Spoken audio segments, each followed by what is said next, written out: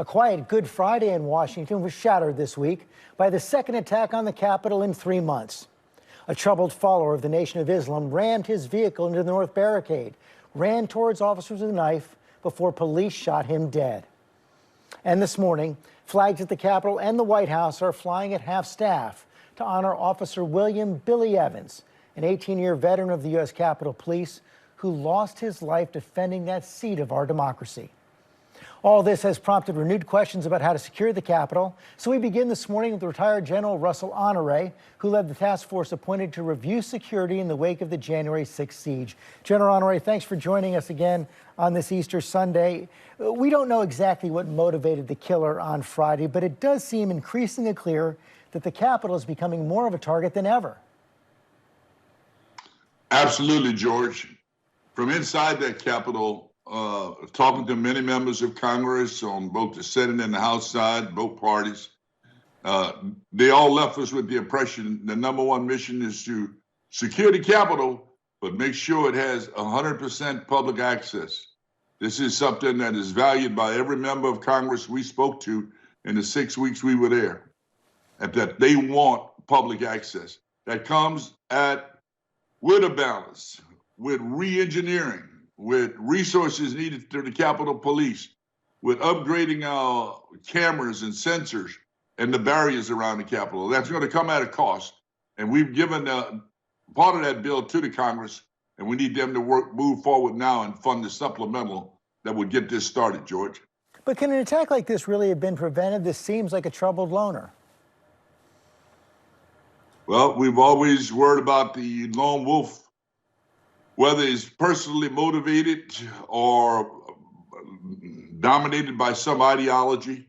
At the end of the day, 24/7, 365, the Capitol Police have to be ready to protect their Capitol.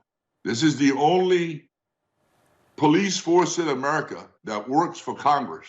There's no layer of a command between that police force and Congress. That is their police force. It's designed and built to protect that one building. And yet there are those who made snarky comments about, well, they've got all these police to protect one building. Yep, it is the most important building in America because it's the seat of our democracy. If that building and the people in it don't function, we no longer have democracy. And whatever price we have to pay to protect it, we need to do it, George. You say we're trying to balance security and accessibility. We know that many members of Congress have called for the permanent fencing to come down after the January 6th siege. Did it start to come down too soon? I don't think so, George. The fencing people we were seeing were a result of post-1/6 as well as preparation for the inauguration. It never came down because there was a line of threat messages that came in for potential activity on 4 March. So the police left it up based on chatter they were seeing. And once that time passed, the reduction in the National Guard was reduced to about 1/4 of what it was. And now they're in transition. The architect of the Capitol, along with the Capitol Police Board, we've given them recommendation. The Corps engineer is standing by to reinforce the outer grounds of the Capitol with the contractors coming in to put advanced fencing that could come out of the ground as required, that could provide more sensors, as well as an integration of the cameras. We've given them the plan. We worked the plan hard.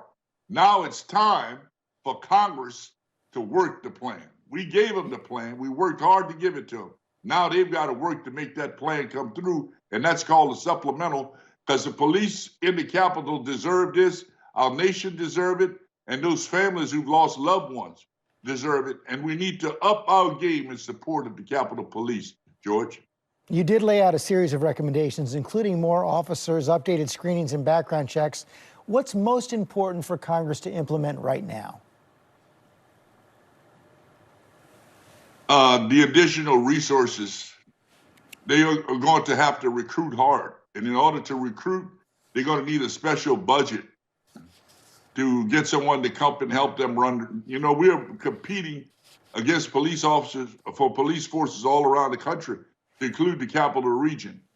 And hiring police now is not easy, George. Maybe 1 in 10 get through the screening process. The Capitol made some adjustment. They increased their recruiting age to 40. That would allow them to take on veterans coming out of the military, as well as extending the age to 60. All of these internal actions they were able to take.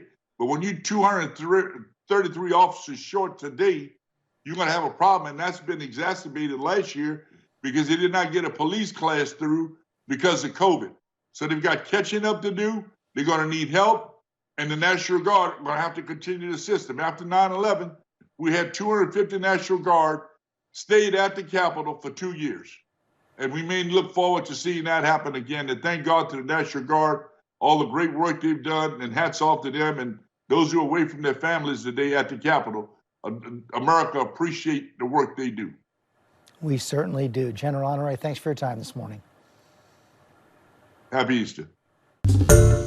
Hi, everyone. George Stephanopoulos here. Thanks for checking out the ABC News YouTube channel. If you'd like to get more videos, show highlights, and watch live event coverage, click on the right over here to subscribe to our channel. And don't forget to download the ABC News app for breaking news alerts. Thanks for watching.